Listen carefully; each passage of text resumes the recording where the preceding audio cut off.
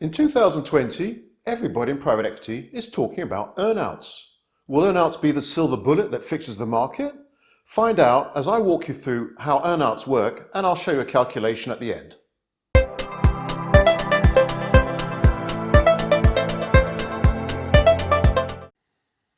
The 2020 pandemic has hit the private equity market just as it has hit all sectors of the economy.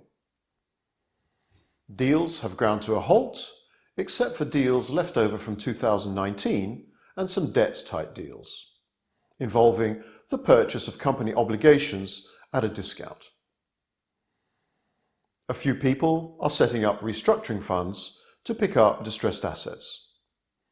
There are also a lot of funds who have been lucky enough to raise capital in 2019 and are now sitting on a big war chest of capital which they could potentially deploy in 2020. But in general, and especially in the mid-cap space, deals have ground to a halt. Why is this? This generally happens when there is a crisis. A crisis has the effect of both creating an economic discontinuity as well as causing a shift in expectations by people. Economic discontinuity means that companies are doing less well and the expected performance of the companies is less because of an economic downturn. A shift in expectations means that people react to the crisis in different ways. The private equity investors have a rational approach in that they decide that the valuations of companies need to be adjusted downwards. In a fluid and changing situation like the current crisis, it becomes very difficult to figure out the new valuations precisely. The investors just know that they should be lower. Very different is the reaction of company owners. Many will take the view that the valuations should not be lower because the crisis will pass and things will get back to normal again. This is a view that is perhaps less rational and slightly self-delusional, but they are the ones who own the companies. So what happens? It's a stalemate as the buyers and sellers face off against each other. The sellers won't come down in price and hold out, buy time until the difficult period passes. The buyers throw out their lower offers and see who bites and who is still holding out. Eventually, as time passes, some sellers give up because they are under pressure. It's like the siege of a medieval castle. If those inside have enough supplies to hold out, they will wait. Those that do not will have to negotiate a surrender. Earnouts are the way to unblock this stalemate, which can last at least 6 to 12 months and more if we look at the experience of the 2009 crisis. So let's see what an earnout is and how it works in private equity. At its most fundamental, an earnout deal is a risk-sharing mechanism between seller and buyer. Let's use an example. You want 100 for your company. I think it should only be 60 because I do not agree with your over-optimistic forecasts of the future sales of the company.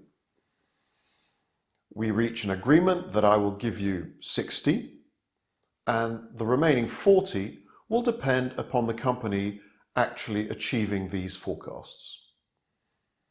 So this remaining 40 has to, so to speak, be earned out by the seller based upon the company achieving certain results. If they are not achieved, the seller only gets 60 instead of 100. The buyer has eliminated the risk that he will overpay if things do not go as planned. The risk is now shared rather than being entirely taken by the investor, which would have been the case if he had paid the full 100.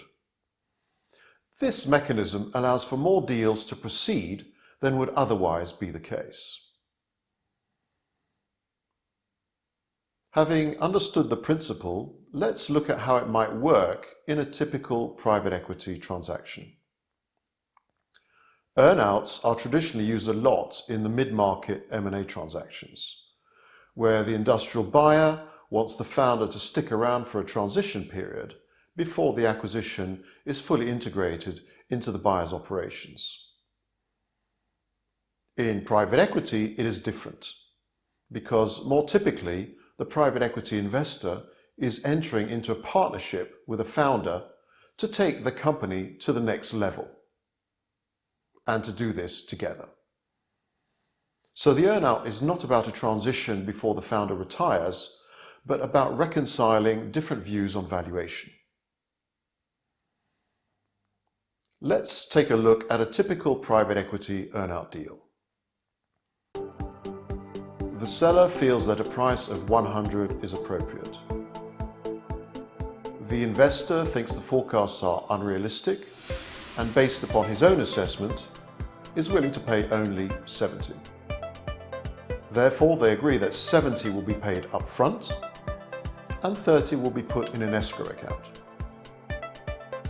Whether the seller gets any of this money will depend on whether his forecasts can be achieved. If the company falls short, he will not get the remaining 30 and the investor will have only paid his original 70. In practice, the parties will enter into an arrangement that is more nuanced than a straight get it, don't get it for the remaining 30. Based upon the table we see, the release of the 30 is spread over 3 years and also allows for partial payment depending upon the results. So, for example, the seller may end up with 15 instead of 30 if he only falls short partially. This kind of formula that we see is fairly typical in earnouts. In our example, we have tied it to sales. It could also be linked to EBITDA or some other combination. As a general rule, it's better to keep it fairly simple so that people can understand it and work towards clear objectives.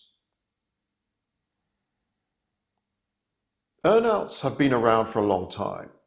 In 2020, we should expect a resurgence given the uncertainties on the future that exist, as a way to get deals done with parties with differing perspectives on future outcomes.